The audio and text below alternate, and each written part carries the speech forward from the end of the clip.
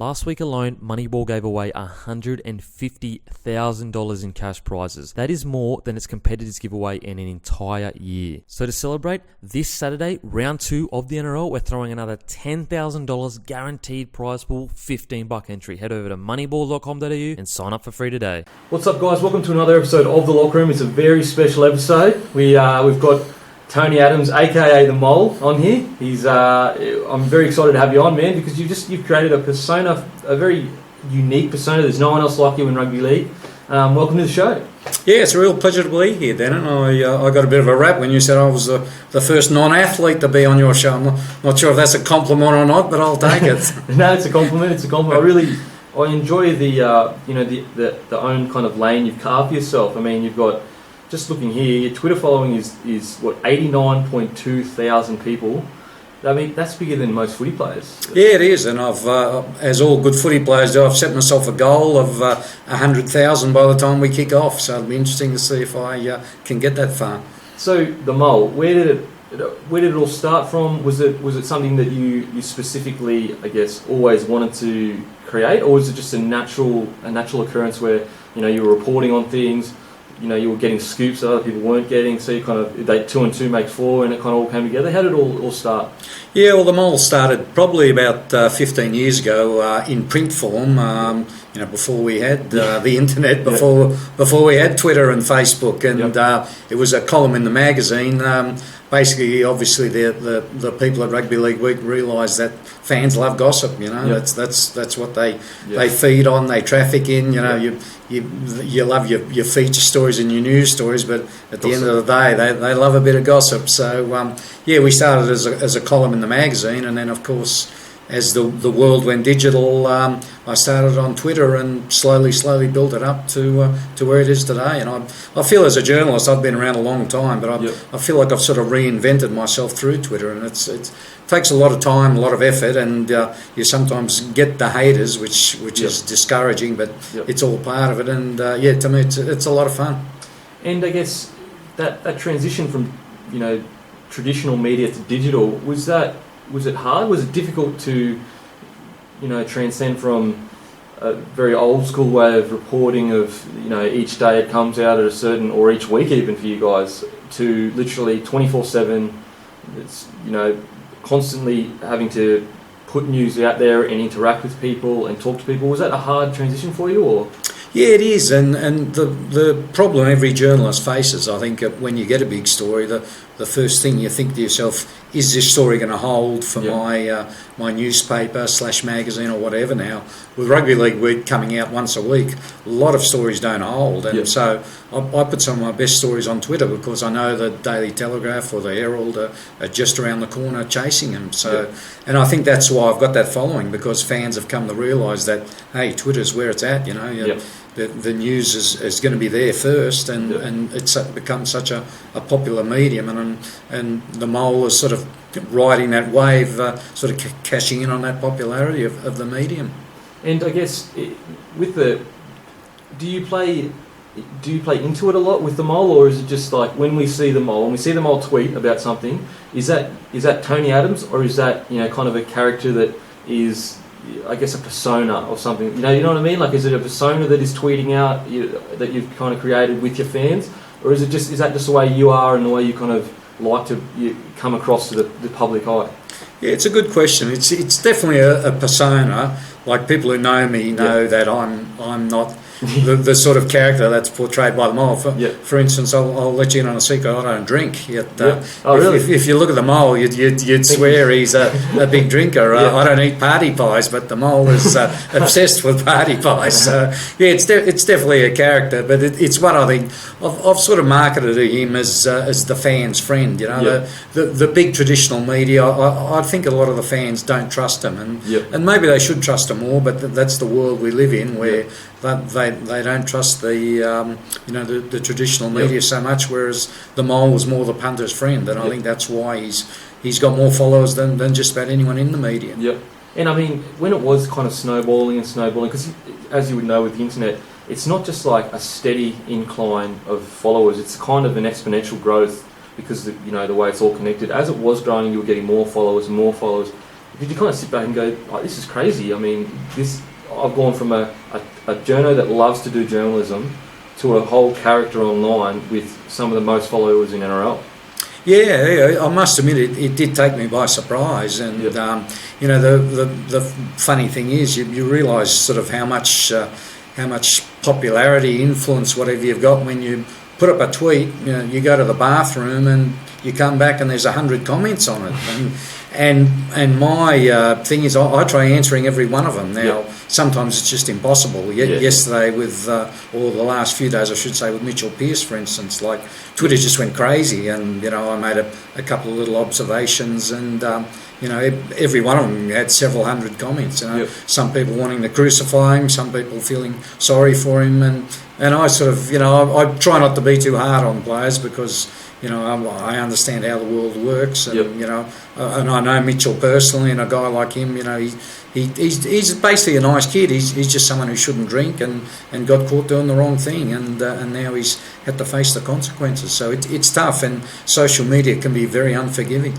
Yeah, I guess that because they're anonymous, a lot of people are very quick to judge and project their own kind of feelings onto when something bad happens. You know, they're very quick to judge, and I think that, like, as long as he's not hurting anyone, we should take a moment to just step back and realise who is really getting hurt here. And the person I believe that's getting hurt the most and is going to deal with it the most is Mitchell Pearce. Like, you can put a 50k fine on him, you can make him not play footy for a year, you can do all these other things, but nothing's going to hurt more than the fact that he knows the whole of Australia is ridiculing him right now.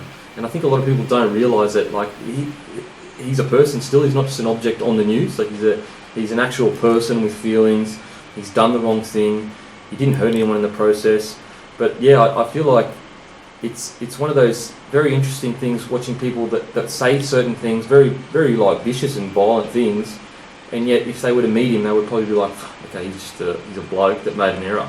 Exactly, and the thing with Twitter, 95% of these people who are judging him have never met the guy, you know, and I find that with coaches, you know, like, people put up, you know, so-and-so, he's got no idea, he can't coach, and I feel like saying, well, have you ever met him, have you ever spoken to him? Like, the fact his team has lost a few games does not mean a guy can't coach, you know. A classic example, let's say Tim Sheens, who's a real good mate of mine, I'm very close to, and you know, he copped a lot in his last couple of years at the Tigers because, you know, the team wasn't winning, and the place was a mess. Well, Tim's a great coach. Now, you don't forget how to coach, you know. It's just the way rugby league is, the way any sport is. You win and you lose, and you know, there's peaks and troughs, and fans have to understand that, and have to understand that these are human beings, and it's very easy to be a keyboard warrior, but you know, I just hope some of these guys like Mitchell Pearce don't read the tweets, and I'm pretty sure they don't, because they'd be genuinely shocked.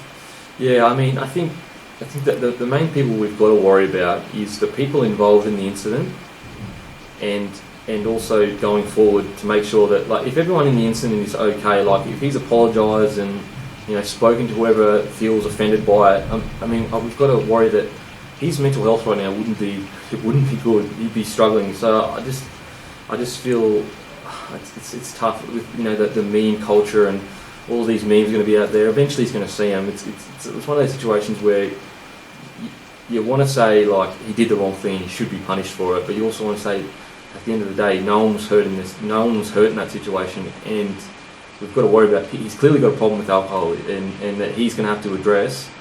You know, we've got to. These are humans, as you said. So, yeah, it's sad for Pearce, because I feel like he's been written pretty hard by the media, and anyone that says he hasn't is kidding themselves. Like, when when New South Wales play bad or Roosters play bad, the first target is usually Pearce. Like, so we got to remember the last few years for him have been pretty tough. Like, not saying that excuses his behaviour, but I'm just saying, like, you got to some people need to just put themselves in his position, and when you've made an error, like I know when I've made a mistake that is ridiculous, and I look back on it thinking, like, how did I make that mistake? But it still is a mistake. Yeah, And the playmakers are always the guys under the spotlight. Oh, like they're under more pressure than anyone. Oh, like every time the guys. Roosters lose, as Oh. you say, people look at Mitchell Pearce and say, well, Yep. he didn't aim up. You know, it's like the quarterbacks in the NFL. Yep. They're the ones who you live or die by. But they're the guys on the big bucks too. So Yeah, I it's guess that hard, compensates for it a little bit. Yeah, it's a hard, because you say, oh, Paul Pierce, he's obviously got a problem, but then in saying that, he's living an extremely privileged life. He's living a great life. He's got so many opportunities. There's so many people that would die of being in his position, and I guess some people would take his actions as taking things for granted. So yeah, it's very tough. It's such a tough thing to talk about, because there are people that have been affected by it negatively. The people in the video, and obviously the dog got affected negatively. But yeah, so anyway, back to yourself. What's been with getting scoops? I mean, that is a hard spot to be in, the scoop guy, because you've got coaches, you've got media managers, you've got other media outlets, you've got all these people that don't want you to get those scoops, because you're taking control out of their hands when it comes to them releasing information. What has been the most difficult thing about being that guy, the scoop guy? Yeah, it's hard. Basically, I think the toughest part is probably, how would you say it, differentiating the real story from the fake story. Like, there's so many stories out there that you get tips. Like, for instance, I got a tip before Christmas. Oh, Michael Jennings is going to leave the Roosters and go to Parramatta, and I thought, it's rubbish. He's under contract to the Roosters. He's a match winner. Why would he leave the Roosters to go to Parramatta? But then I made a few phone calls. I looked into it, and the more I looked into it, the more sense it made. The more people were saying to me, on the quiet, of course, that this could happen. And so I tweeted it a couple of days before Christmas, before anyone was onto it. And of course, 100 people hammered me straight away. So exactly. So I did get a little bit of satisfaction when that all happened. But there've been times I've gone with things like that, and they've blown up in my face. And things often change. Like the Jennings thing, for instance, was only in its infancy when I tweeted it. Now the Roosters may have, for some reason said, oh, look, Parramatta are chasing you, but we're not going to let you go. And that often happens. So scoops can be right at the time, but turn out wrong. So, it's a sort of difficult world, and it's nice to be right, but it also sucks to be wrong. Yeah, and a personal example from myself in my own career, I was at the Warriors and I was going to go to the Bulldogs, and it was essentially a done deal. Like, it was done. We'd agreed on price, everything. Even the Bulldogs players had known that I was coming. And then, I don't know, whatever happened, outside of that, outside circumstances with my manager at the time and other players and all kind of stuff.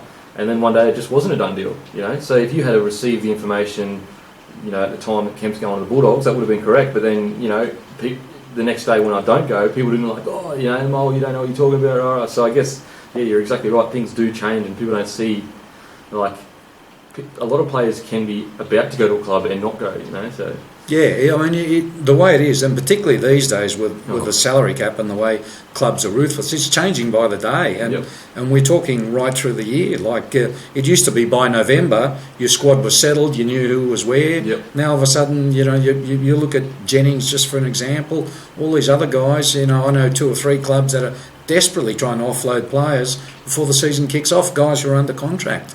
So, it's a sad situation for the players, because they've signed contracts in good faith. They just want to get out there and play and do their best. And suddenly their clubs are saying to them, we don't want you, push off. So it's a real problem for the game. And it's also frustrating, because if the same players were on contract and killing it and said, oh, this other club's offering me here, so I'm going to get out of here, there is no way the club would let them go. I mean, we've seen, who was it that wanted to leave? It was like last year or the year before. They wanted to leave, and the club was just like, "No, we're not letting you go." I can't remember. You look at the Titans situation with Roberts. They didn't want to let him go, and yet they had, done the wrong thing. And then you got some people come out and say, "Oh, he wanted to leave anyway." It was like, well, wait a sec. Like, they would have gotten rid of him if he wasn't playing well. Like, why can't he take advantage in the opposite direction? Mm-hmm. But so yourself, I mean, with how have you straddled that line of stepping on toes of media managers, coaches and clubs, and still have the relationship to continue to get these kind of scoops? Because I'm sure there would be times when a coach, you would get a scoop, you would get it out, and a coach would be like, stuffed a mile, never given Rugby League Week or the Mail another bit of information again because he's put this out or whatever. How have you? Because that is such a fine line to run. Like, how have you straddled that kind of that? Yeah, it's difficult, and it's probably the hardest part of the job. You feel like you're walking a tightrope because at the end of the day, I'm a full-time rugby league rider. Yep. There's only 16 clubs. Now, if you piss off 15 clubs or 14 clubs, you're going to run out of people to talk to. And, yep. and there have been times when I've been banned by clubs, and the annoying thing is you get banned for basically writing the truth, just yep. the truth that they don't want out there. So. Yep. Yeah, but I think clubs are more understanding these days. So long as you've got the story right, yep. they might just shrug their shoulders and say, "Oh well, he beat us to it," because the clubs are trying to break their own stories now. They want to put up on their website, "We've signed so and so," and if you beat them to it, they're not real happy about it. So yep. they try to restrict access. They try to keep things very much in-house. I think a lot of clubs tell their players to be wary of the media, and we definitely don't have that close relationship with players and the media that we had in the old days yep. when I started, where guys would be going out, players would be drinking with the media, and yep. Sadly those days are past, and there's a big divide between them, and it's sad. Do you think that is the players and the clubs and also the media's fault for those few times they have screwed the players over, and it's also the club's fault for trying to control things? Like, where would you say the fault lies when it comes to that divide? Would you say it's 50-50, that both kind of parties have done damage to each other, or where would you say that divide has kind of come from? Yeah, it's definitely a two-way street, and a lot of it is basically the way the world is going. I mean, you look at the Mitchell Pearce story again. In essence, that wasn't broken by a journalist. That was broken by someone with a telephone videoing this to do incident. It as well. Exactly. Have you heard the clip where you can hear him saying, "I can ruin your career"? No. But so there's a clip. I think it's on news. Obviously the big companies don't want to show this bit, but you can hear they keep they play it in loop. I'm pretty sure it's not fake, but you can hear him in the background saying, "I can ruin his career," as he's recording him. Yeah. Yeah, and I'm sure that as the guy's recording, he's thinking dollar signs. You can see he's asking him his name. He's sitting there going, "What's your name? What's your name?" Yeah. I mean, don't get me wrong. Still doesn't excuse Pearce's actions, but I mean, what kind of message are we sending when we're saying to the public, "We'll pay you $120,000 or $100,000 if you can get these guys doing stupid shit"? Exactly. And now see, the players will look at that and say, "Oh, the media," but no journalist broke that story. I mean, that was directly someone from the public using his phone to his advantage and making money. Granted, the media ran the story, but again, it wasn't a rugby league journalist. It was a current affair, which loves this sort of thing. On any personality. So. It's again the world we live in. So players have got to understand. I guess the media's got to understand too. Would you ever? I mean, this is getting a bit far out there, but would you ever consider I believe that capitalism is a. Don't get me wrong. I love capitalism. I think it's great, but media and capitalism is never going to work well because you're selling you need to get money to sell a story, therefore it's always going to be tainted with the idea that I need to have views rather than this needs to be the truth. I mean, it's a bit, I guess, utopian thinking, but I wish that you could create a system like Rugby League could create a system where they pay their media all a certain amount and then it's all just based on the truth rather than how many clicks you can get. Yeah, for sure. I mean, it's too far out there for a conservative game like Rugby League, for sure, sadly. So I wouldn't hold my breath then. No. I'm dreaming. But I reckon, I just reckon media and capitalism, they're never going to work because the truth is this so low down in the priority list that it's it kind of dilutes the message that media can kind of send. Like, what are they sending? Are they just trying to get clicks, or are they actually reporting on news? Are they entertainment or are they news? But anyway, that's a whole other discussion. That's another story. So what's been the biggest scoop that you've got and you've released that you've received the most kind of resistance against that has ended up being right? What's been the biggest one that you can remember? And walk us through how it all happened. You don't have to name sources and all that kind of stuff. But walk us through the biggest story that you've ever had and how it happened and maybe some crazy kind of facts about it that people may not have realised. Yeah, well, I mean, I've Broken quite a lot. like to think I've broken a few over the years. Probably the most bizarre one just happened this last year, and it was with a fellow called Jared Hayne. He was in the US. I happened to be in the US at the time. Yep. I spent a bit of time there because my wife's from there, and I just happened to hear. He was trialling with the San Francisco 49ers at the time, as we know. And he was absolutely killing it. You know, he was blitzing, and he was the story of the pre-season there. Like, people were talking to me on the streets in this little town in the USA, say, you know, who is this Jared Hayne guy, and all that. And I just got the tip that he'd got a contract. And to me, I didn't think it was such a big story because, you know, he was blitzing him, and I thought, well, he's going to get a contract. So I just tweeted it. I didn't write a story on it because, again, I thought, well, it's going to happen in the next few days. He'll get the contract. So I've tweeted it.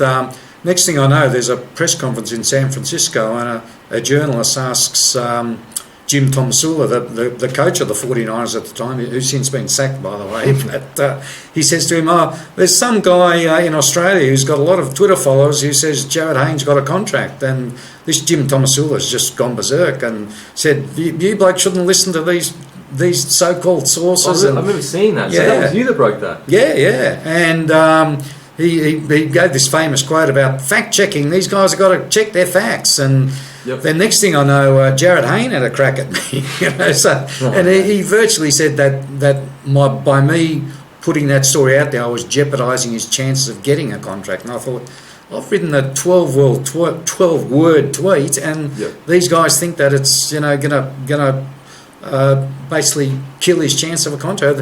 The whole thing was just crazy. I think, looking back, what it was such a good story for the 49ers, you know, signing this unknown Aussie who'd never played in his life. They wanted to manage their own story. They wanted to break it. Okay. And so I was copping it for 2 days from all these 49ers fans saying, who are you and how dare you, and your story's wrong and you can't go off half-cocked. And then, of course, 2 days later, the 49ers announced, Jared Hayne's got a contract. So it was 2 days later that you got a contract? So, you know, and I think they look pretty silly if they look back at it because, as I said, he was always going to get a contract. And to me, it wasn't a big story. It was me stating the bleeding obvious. But I guess it's a sign of the times that, again, clubs and franchises want to manage their own media, and they don't want the media beating them to their own story. And so then of course I got a lot of pats on the back saying we never doubted you, Mole. That's right, after the fact.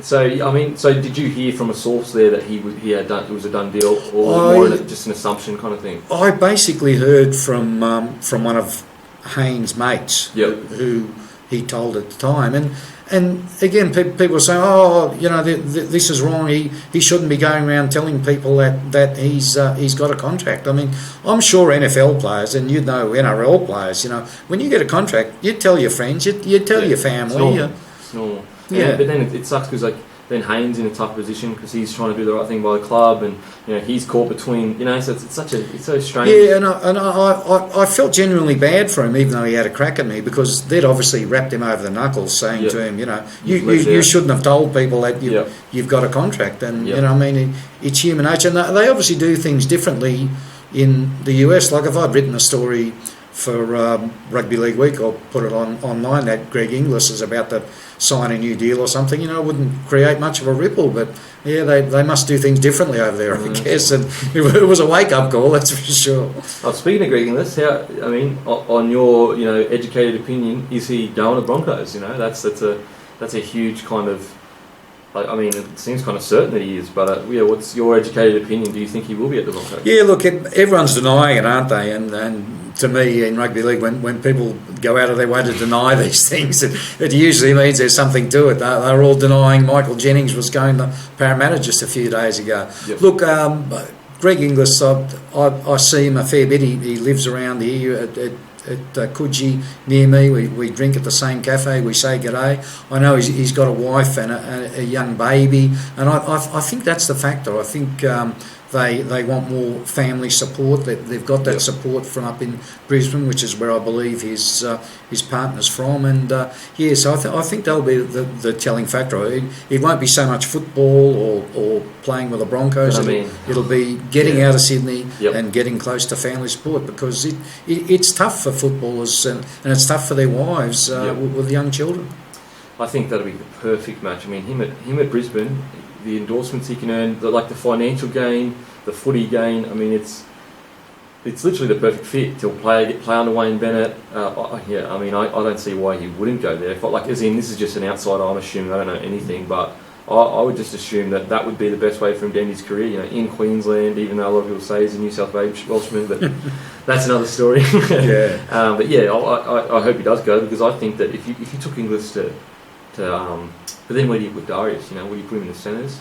Yeah, and put Inglis in the centres then? And that's another problem I guess we need to touch on. The game's getting to a worrying stage where the rich are getting richer and the poor are getting poorer. Very true. The Broncos, they're a team of superstars already. Do we really want them to have one of the biggest names in the game? You'd put them down now to win the 2017 Premiership if you knew Greg Inglis was going to be on board. And you look at clubs like the Titans and the Tigers, they just seem to be having more and more trouble attracting players. And we all know that the salary cap's there, but we all know a lot of... Last week alone, Moneyball gave away $150,000 in cash prizes. That is more than its competitors give away in an entire year. So to celebrate, this Saturday, round 2 of the NRL, we're throwing another $10,000 guaranteed prize pool, $15 entry. Head over to moneyball.com.au and sign up for free today. Clubs cheat the salary cap. It's just a fact of nature, and these third-party agreements, clubs like the Broncos can get them so much easier than clubs like the poor old Tigers and Titans. So it's a real growing problem in the game. Yeah, it's hard to manage, because you want your top players to earn as much as they can, because it's such a short career. But then you also want the game to be as even. But it's tough, very, very tough. What's another kind of scoop that what's been the longest shot scoop that you've picked up and you've been like, what? I don't reckon this is true, but I'm just going to go with it because I trust the source or whatever. What's been the kind of the biggest Hail Mary that you've thrown? Let me think.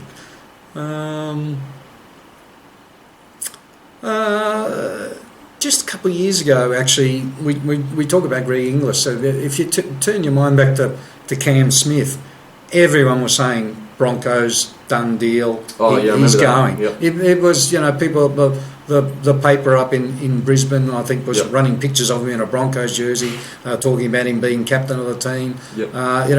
Like I said, it was a done deal. But I just got a whisper that, no, he's going to stay in Melbourne and it's going to be announced soon. And it came from a very credible source within the Storm. I can tell you that much. Obviously, we don't release our sources. Yep.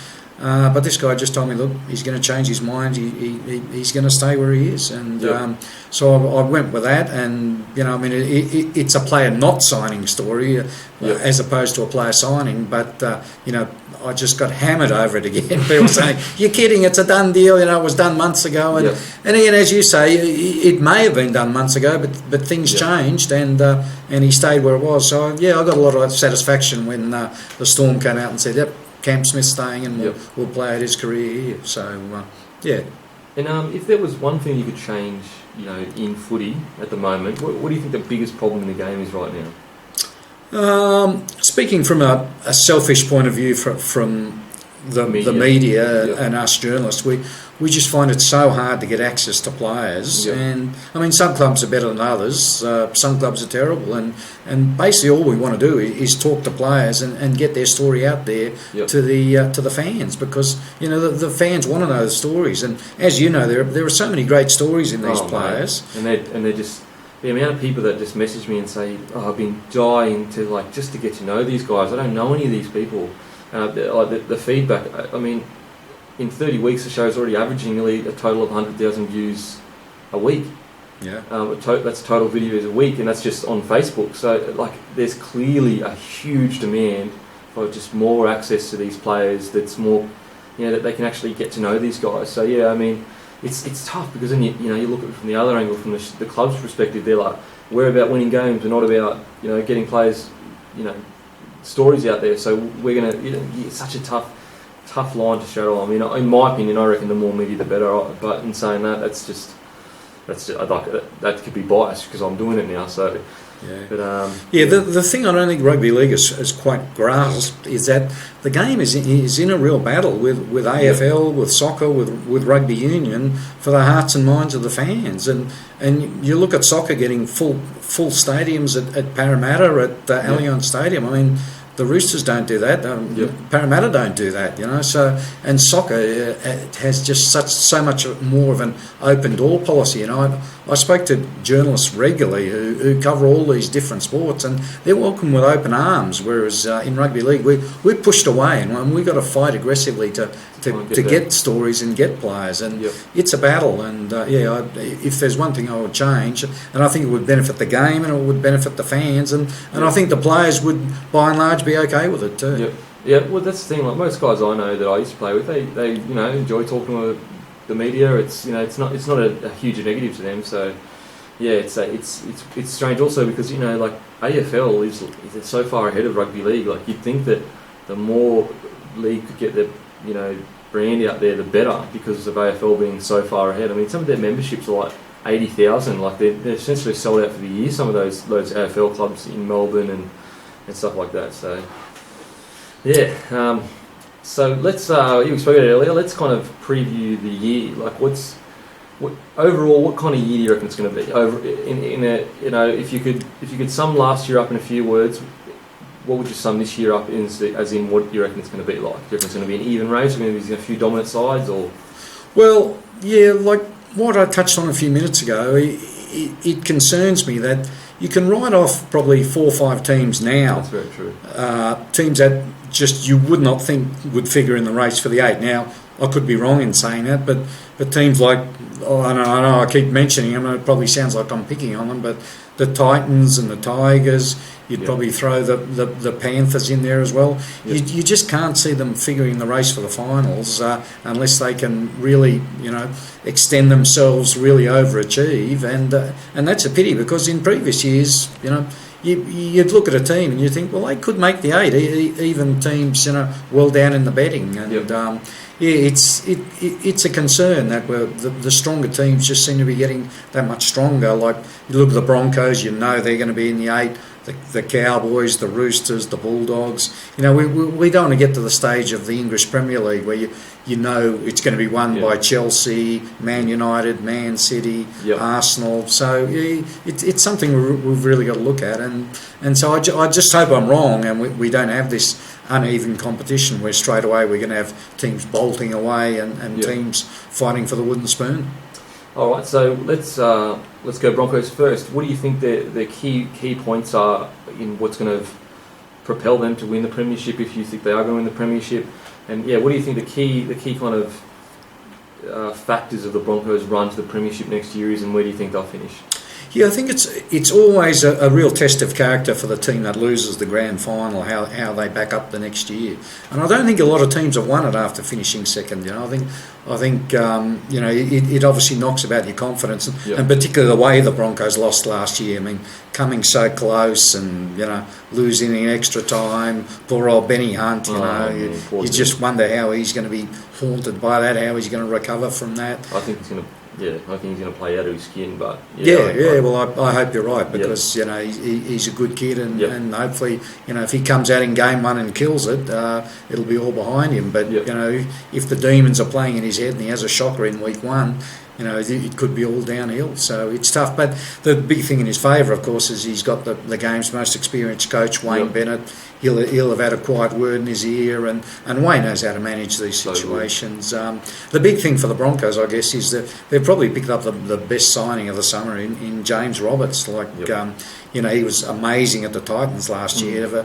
And as I said off air, if he can score 20 odd tries at the Titans, he can probably score 30 at the Broncos in that back line. So he could be our top try scorer, our most exciting player. He's just a freakish talent. Of course, he's got to start again. It's a new club and a new challenge for him, but he's got that much ability that he could become what Ben Barber was a few years ago, just the personality player of the game. That's how good I think he is. So you would say Ben Ben Hunt and Roberts are the keys to Brisbane winning the comp? Or? Yeah, for sure. I mean, if those two fire, the forwards are going to do their job. They've got so much strength, experience up front. Such a good forward. Corey Parker, Sammy Thaiday, Andrew McCulloch's a very smart worker. He's so good, man. Matt Gillette's so reliable. I mean, you're penciling the Broncos top 4 now for sure. Yep. Okay, Raiders, how do you think they're going to go? Yeah, Raiders should be one of the big improvers. They've for years had trouble attracting players. I think the Ricky Stewart factor, he's brought a couple of decent signings down there, and of course they were a good side last year, and they produced one of the real surprise packets in the game in Blake Austin. He played out of his skin. He just had a sensational year, and he's had like 3 clubs in 3 years, I'm pretty sure. Now his future's secure, so you'd think he's only going to get better. You put them down as a borderline case for the 8 for sure. Yep. And who would you say is their key? Would it be their forward pack finally using that size to dominate teams, or would you say it's Blake Austin, where they're going to kind of anchor their whole game on? Who would you say their key player is to, if he plays well, they should go all right? Yeah, I think it's got to be Austin if he can reproduce last year's form. Yep. And of course, clubs don't like going to Canberra. It's a well-known fact. It's cold and miserable in winter, and so if they can get a good run at home down there, which they usually do, they'll win enough games to be pushing for a spot in the 8. I think top 4's beyond them, but I think they're a genuine finals contender. And what do you think of the signing of Caesar? Yeah, one of the best kickers in the game, and kicking is so important in the modern game. It'll also take some of the pressure off Blake Austin. So you want 2 halves. It gives you that many more options. And Ricky, being a former great halfback himself, he'll work on them. He'll have them fine-tuned. And the only question mark was Caesar. He's had a few bad injuries over the years. I know his knees have been causing him problems. So hopefully he'll overcome that and play 20-odd games and be a real good buy for him. The Doggies, what do you reckon, the Bulldogs, what will be their key kind of element? Will it be their forward pack as always, that very dominant, big and strong, or would you say it's their halves that kind of need to step up again like they did a few years ago? Where do you think they'll finish, and where do you reckon the key kind of factors of them finishing so high? Yeah, they've made some personnel changes, haven't they? And losing Trent Hodkinson, it'll be interesting to see how they go without him. I guess that really means Josh Reynolds has got to step up now. I love Josh Reynolds. He's one of my favourite players in the NRL because when he's out there, there's always going to be something.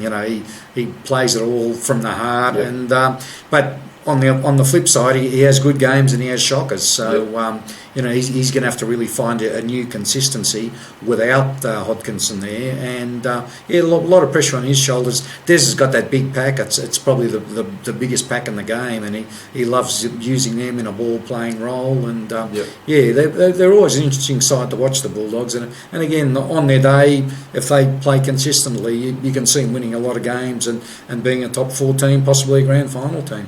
Okay, so you reckon they could be even top, 2 or 3, like right up there? Yeah, definitely. I mean, Des has got a habit of winning big games, and that pack, like no one's going to steamroll that pack. So, do you think fullback is an issue for them? Yeah, and they've brought this Brad Abbey from the Warriors, and he's a real talent. I know the Warriors were pretty upset to lose him, but they signed Roger Tuivasa-Sheck, so they reluctantly let him go. But the question is whether he's ready for the step up. He hasn't really been tested at NRL level. He's been a sensation in the NYC. He hasn't even got the spot yet at the Bulldogs, but I'm hearing he's probably the man to fill in at fullback. Okay. So a lot will depend on how he goes, how he adapts.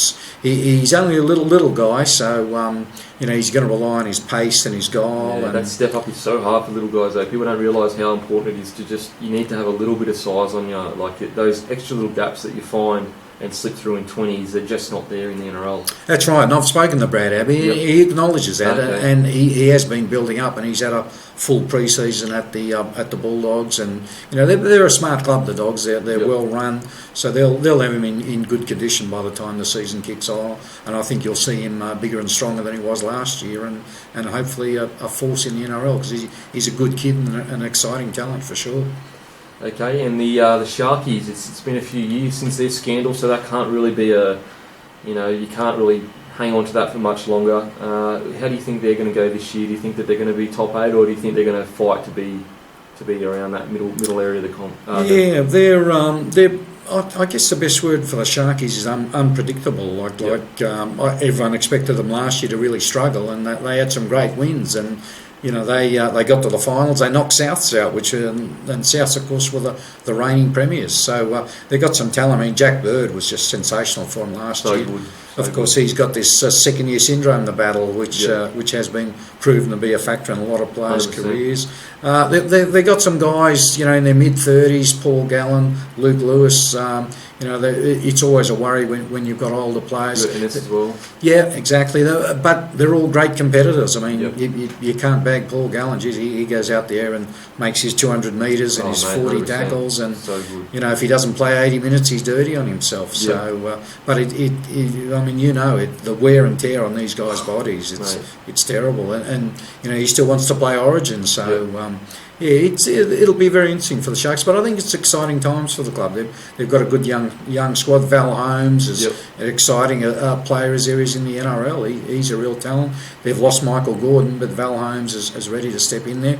They've got Benny Barber, who can be anything. To me, Ben's now a 14. You keep him on the bench with a reduced interchange. You bring him on when rival teams get a bit So tired. you don't think he can get back to that form at fullback? You don't think that he... No, I would say Holmes is their best option at fullback, and that's not having a go at Ben. I just think his most valuable role to the club will be coming on when the big forwards are starting to get tired. He's able to just zip through those gaps. He could tear a match wide open in the last 20 minutes. Now it's probably not what he wants to do, but I think Shane Flanagan's a pretty smart coach, and I think that's the role he'll use him in.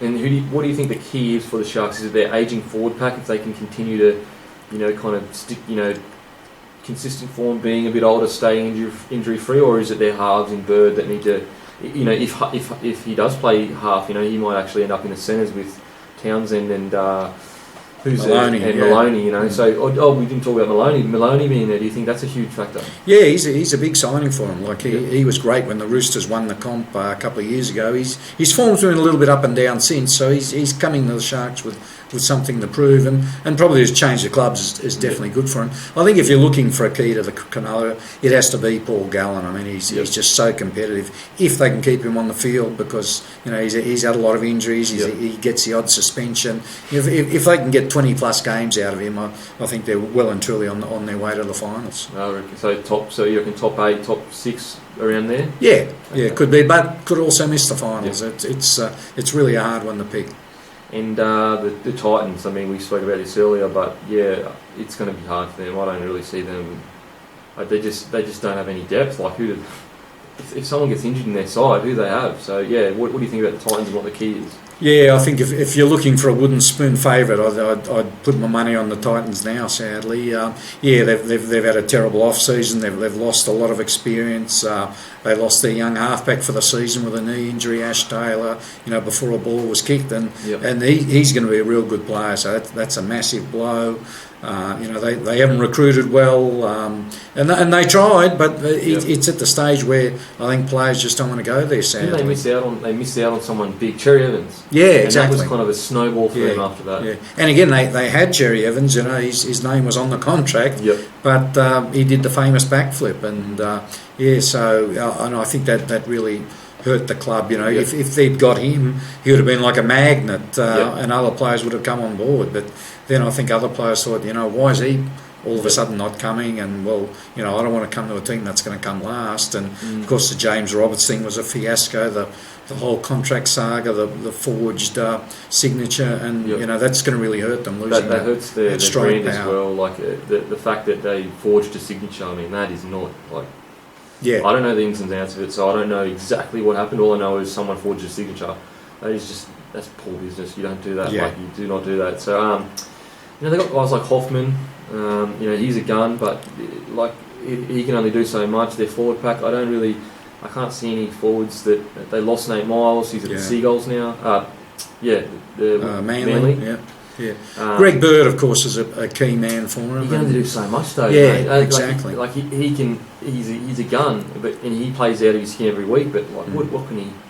And again, I put Bird in a similar category to Paul Gallen. Like he gives it everything he has, but he's going to be playing Origin. He's getting older. He gets suspended, so again, he might only play half the season, and then they're in real trouble. So they need a massive season out of him. They need him to stay injury free. They need him to stay suspension free, and he's definitely the leader. And as you say, if you're looking for a key there, it's Greg Bird for sure.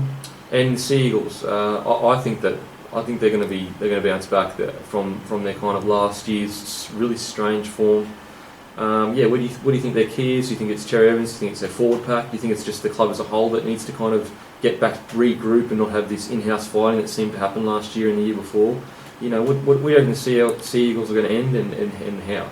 Well, I'll give you a bit of one from left field. I think the key man there is our old mate Bob Fulton. I've known Bozo for 30 years, and I hope he takes this the right way. You wouldn't find a more ruthless competitor, even in his role now as, I guess you'd call him Supremo at Manly.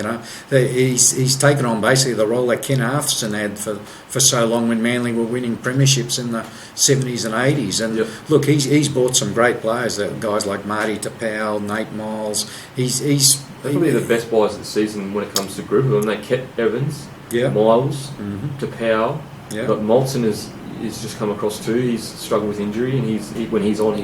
Yeah, for sure. And look, there's been a lot of debate about poor old Jeff Tuvey. I personally think he was hard done by. He's got a great record in a short period of time, and I think it was largely political. The changes there. Fulton thought they needed a fresh approach, so he brought in basically a whole new team on and off the field. It's a big ask for Trent Barrett. There'll be pressure on him as a rookie coach from the start, but I think they do. They've got the talent. They've got Brookvale, and Brookvale's worth points because referees are intimidated Brookvale, rival teams are intimidated Brookvale, and their record there speaks for itself. They've still got Brett Stewart who averages about a try a game there. So Manly again could be top four, real strong team. Yeah, so the Storm. How do you think the Storm will go? As I said earlier, I think that they struggle with the big three. When they're on, and they can be anything. If they stay injury free, I think that they can top four easy. But I do think that Bellamy's just his ability to be such a good coach is the only thing that's kind of keeping them there. I don't think I don't think it's due to talent or a squad that can do it. I think it's more the fact that they've got three players that are so good that can kind of just keep hanging on to that top six, top four kind of spot. What do you think the Storm is capable of this year? Yeah, the big three. I mean, that's what we always talk about, and they're of course the Storm's greatest strength, but in a way they're their weakness too, in that they eat up so much of the salary cap that they struggle to attract other star players, and if one or two of them go down or at Origin time, and we've seen it time and again, they really struggle. So for them to finish top four, which is I guess what Bellamy's looking at, all three of them are going to have to play long seasons, play strong seasons, and not drop too many games around Origin as well. Yeah, exactly. And for all those reasons, I can't see him being in the top four. I can see him probably 5th, 6th or 7th or 8th, but I can also see him even missing the finals. It really wouldn't surprise me. It just takes one injury to one of these guys, and they just really don't have that depth of talent. They do have the young half though coming through. What's his name? He played last year, and he's part of the emergency Origin squad. The young six.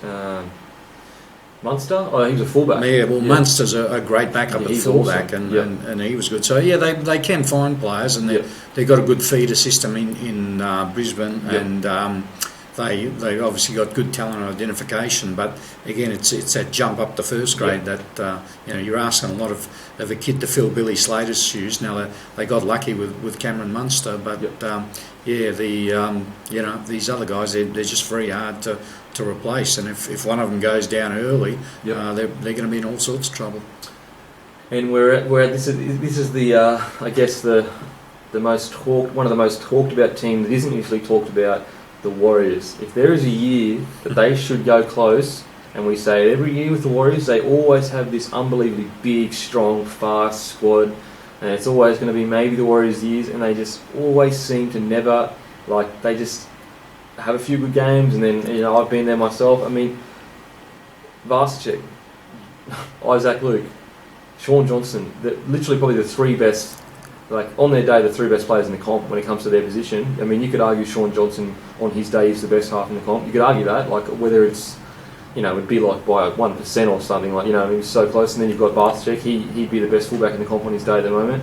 Well, you Definitely. know, maybe Greg Inglis would, you know, these are close things, but Varsicek is ridiculously good. And then you got Isaac, which is also one of the best.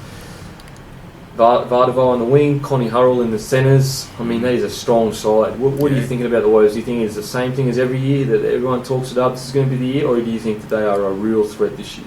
Look, I've got a theory about the Warriors, and I'm a fan of the Warriors. I like the way they play their footy, but you've been there yourself, and talking to rival coaches, they believe that you wear the Warriors down over 80 minutes. That they believe that they're basically not mentally tough, and it's basically an insult to the Warriors, but it's something that they need to respond to and address. Now, twice in the last 3 years, they've lost their last 8 games in a row. Now, to me, that's just, it's basically disgraceful. That it's like flying the white flag to lose your final 8 games of the season, to go 2 months without a win. Now, last year, sure, they lost Sean Johnson, but I mean, they still have a lot of good players there. Yet, you know, we were talking about the Warriors as a top 4 team at the halfway mark, and of course, in the end, they didn't even make the finals. They didn't even come close. So they've got to really step up to the plate mentally, because, as you say, they've got the talent there.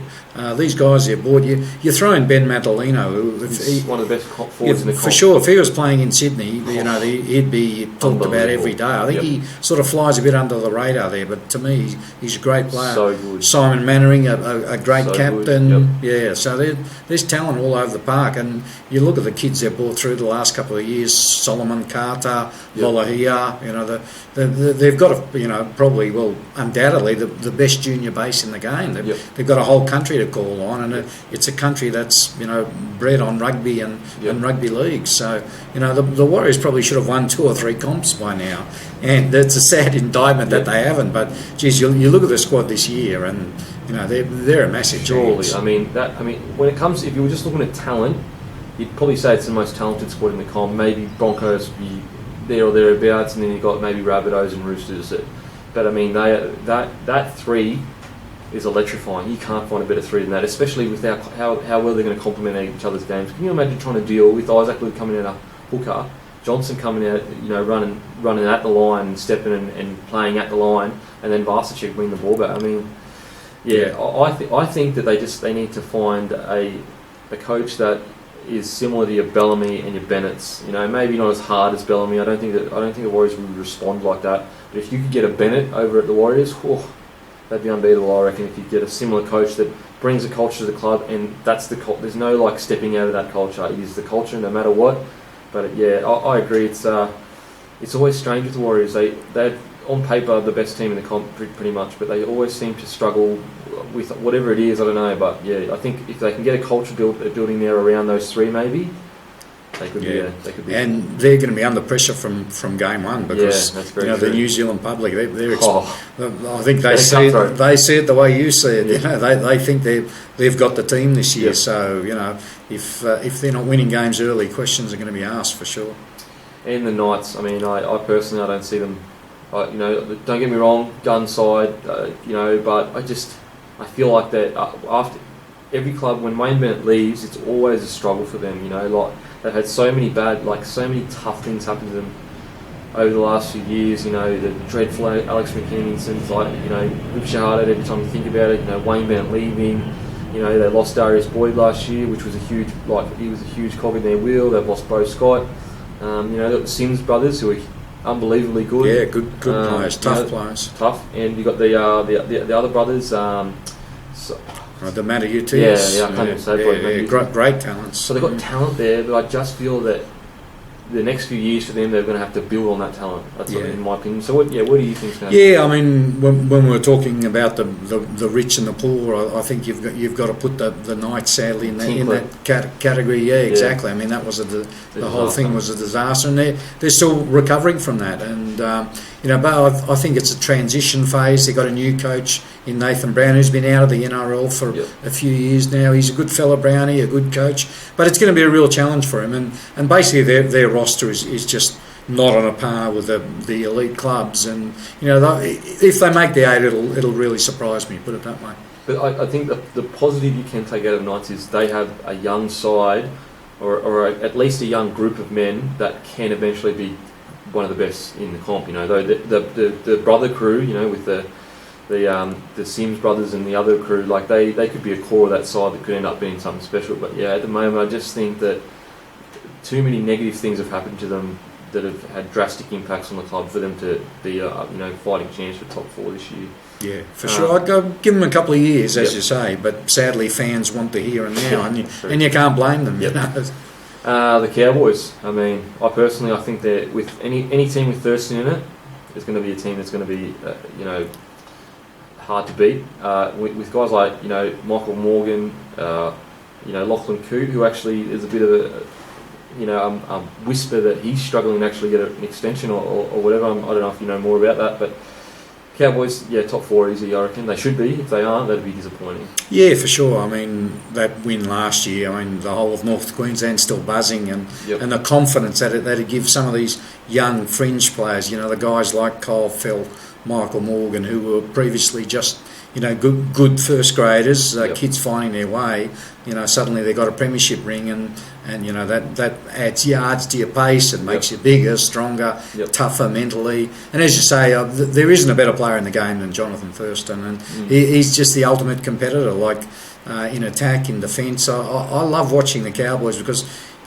You watch them play, and every time a rival team scores, there's one player always chasing, and it's Jonathan Thurston. And you think he shouldn't be doing that; he should be saving himself, but he just doesn't know how. He's just so tough, and I think he showed them how to win. And of course, without him, there would have been no premiership. That's how big he is to them. So again, they've got to keep him healthy. He's getting older; he'll be playing Origin, but they keep him fit and healthy, and they're a huge chance to go back to back. And the Eels, Jennings is a fantastic signing for them. They've got guys like Corey Norman, who's a young, good half. They've had a few decent signings, Bo Scott. I think Watmow needs to find that form again. I think he could be crucial for them. I don't see him being top, 2 or 3, but in saying that, I do think they have the roster to be top 8, definitely. Yeah, I think so. I think if their signings perform, and as you say, they've signed some quality players, and they've got those guys like Corey Norman, he's a class player. Sammy Radradra, he's going to win them 2 or 3 games on his own. He's just so difficult to handle out on the wing, and he's the sort of player you want to see. He's like Vatavai, he's just a crowd pleaser. The fans love him, and Parramatta play to his strengths. They just give him room to move, and he does the rest. As you say, Watmow didn't have the best year there last year. He's got to step up. Bo Scott's a tough player, good signing for him, and Jennings he'll possibly win him a couple of games on his own as well. So they're definitely a fringe 8 candidate. But again, a team, it wouldn't surprise if they miss the 8 if they don't perform up to standard, and that's been the way the last couple of years. They've looked good in the pre-season, but just haven't quite lived up to the hype. Panthers, very interesting side. I mean, they've got a great roster, like a really good roster. I don't know if I agree with a lot of the calls made, but in saying that, when it comes to rosters, if you can get Soward on the field playing good footy, Moylan playing good footy and Wallace playing good footy, they're definitely a threat. I think that you've got Mansour on the wing, who's a gun. I think their key factor is Anthony Griffin. What can he deliver? He's a good coach. I've played under him. He's a very good bloke, very honest upfront guy. I think their key factor is really how Anthony Griffin handles that delicate balance. I mean, appointing Moylan captain. I don't like. Maybe that's a stroke of genius. Maybe it's not. But what are your thoughts on Panthers? Yeah, look, that Moylan thing, it's an interesting move, isn't it? To me, he's one of the best young players in the NRL, and I've sat down and spoken to him, and when you talk to the kid, you can see why Anthony Griffin's made him captain. He's a real thinker, he's intelligent, he's articulate. I think he'll become the next Darren Lockyer. He's that good. And it's only been injuries the last couple of years that have held him back. Like last year, he was playing like a house on fire, then got hurt, and we didn't see him for the second half of the season. But real talent. A Penrith boy, and they've got all those players you mentioned. Another one too, who's going to be a key to them, is Bryce Cartwright. I think he's an emerging forward. Great ball skills, all sorts of talent, and still a baby in terms of experience, but learning all the time, and should be great for him. And of course, behind Griffin, you've got Gus Gould. Gus and I have had our moments, but I respect him as a football brain, and I think he's basically doing what Bob Fulton's doing at Manly. He's creating an empire there. They've actually a few little facts about what he's done for that club. Apparently, they're breaking even now. They've got their membership is up by 15,000, and what he's done for that club has actually been quite remarkable that a lot of people may not see. Rabbitohs, very interesting. I mean, it's tough. They got the roster definitely, but I just don't know. I just feel maybe a bit of fatigue there. I've heard Maguire, the coach, is very, very hard on his players. I don't know whether that is long term, how hard that is mentally for the guys. But in saying that, roster wise, unbelievable. You get Inglis wins games by himself, literally, and then you've got all the other guys just behind him. That their forward pack's huge. What do you reckon of the Rabbitohs? Yeah, look, what you say is true. He's a real stick disciplinarian, Michael Maguire. He basically comes from the Craig Bellamy school. He flogs his players, and he paid dividends 2 years ago. Last year, it just didn't work for them. Things fell apart. I mean, they lost 6 of the last 7. They're too good a side to do that. You look at South, and probably I would say the player under the most pressure in the NRL coming into round 1 will be Sam Burgess. South have spent all this money to get him back. He's going to come with this massive hype. They've also had to offload 2 of their best players in Dylan Walker and Chris McQueen to afford him. So he's going to be under a lot of pressure, Sam. He's had 12 months out of rugby league, a paid holiday in rugby union, as I like to refer to it. And he's got to step straight in and get that forward pack, get the mongrel back there that they had 2 years ago, get that respectability back up front that they lost a little bit of last year. So it's going to be a tough year for South. So it'll be very interesting because there were rumblings. Maguire wanted out. There've been rumblings. Some players want out, like Inglis, like Luke Keary. So they've got to show that they're a united team. They've got to start well. Reynolds is also a big factor. He needs to when on his day, his kicking game changes games. Yeah, it does. He's a class player. Huge opportunity this year with Origin and all the things that have gone on in the last few weeks. He's a big factor as well. It's going to be an interesting year, Rabbitohs. Dragons. I think Dragons are in good stead, to be honest. I think that if Benji Marshall's playing good, because Widdop's going to do what he's going to do, I see the Dragons. If Benji brings some magic out, some Benji magic, I see some good things from the Dragons, to be quite honest. But what are your thoughts on the Dragons? Yeah, look, you mentioned Wayne Bennett a few minutes ago, and I think the Dragons have struggled since Wayne Bennett's left there. But I think this is probably the best team they've had since he left, and the best chance they've got of making an impact. They've made some changes which they had to make. They've put a bit of a broom through the club, and look, Widdop, he's as good as any half 5'8" going around. 26 years old. And playing the way he's playing. And again, made captain, I think that's a good move. I think he's sort of player, again, very respected, very well spoken. I think he'll rise to that responsibility and become one of the real guns of the NRL. Yep, definitely. The Roosters.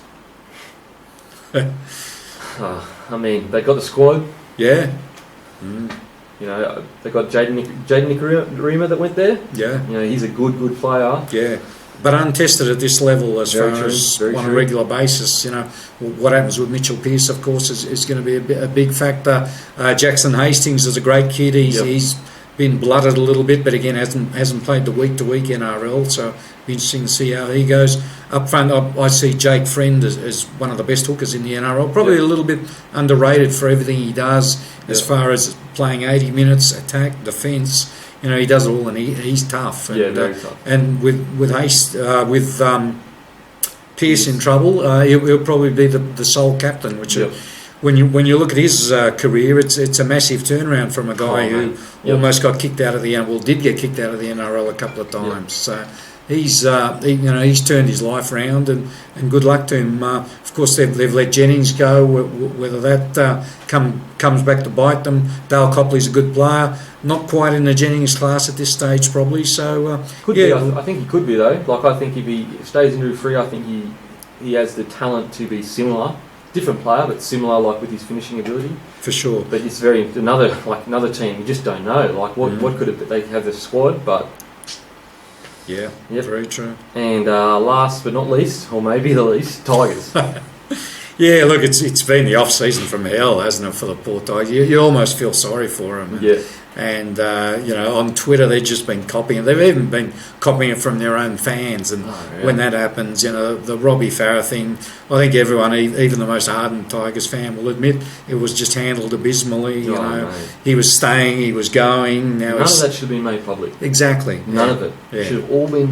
We should have never known this happened. Yeah. But that's like a lot of people don't realise. That's how clubs push players away. They release stuff like that, which forces their hand. But exactly, and Farah stood his ground, and that took a fair bit of courage. And look, him and Jason Taylor, on the surface of it, have kissed and made up. But you've been around football long enough to know, these things don't get solved overnight. I think Farah's a class player. I think he's done the right thing by saying he wanted to stick out his career. He wanted to be a one club man. He's been a great player. He's probably a little bit past his best in fairness, but still one of the most dangerous hookers in the game. He's playing Origin.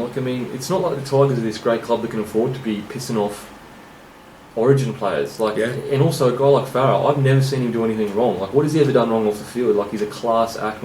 He's a good representative of the game.